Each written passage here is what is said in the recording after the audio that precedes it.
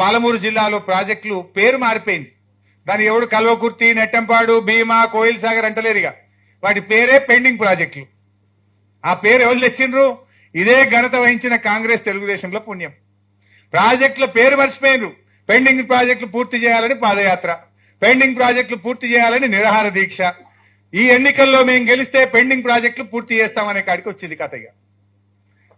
ఆ పెండింగ్ ప్రాజెక్టులను నిరంజన్ అన్న ప్లానింగ్ బోర్డు వైస్ చైర్మన్ గా, లక్ష్మారెడ్డి గారు మంత్రిగా, నేను నీటిపారుదల మంత్రిగా ప్రాజెక్టు సైట్ల దగ్గర నేల మీద జంప్కాన్ వేసుకొని పండుకున్నాం. మేము ఆడ పనిచేసినాం.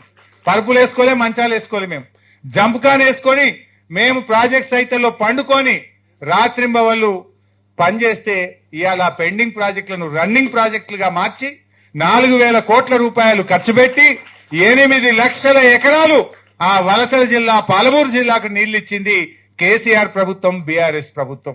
అది మనం సాధించింది.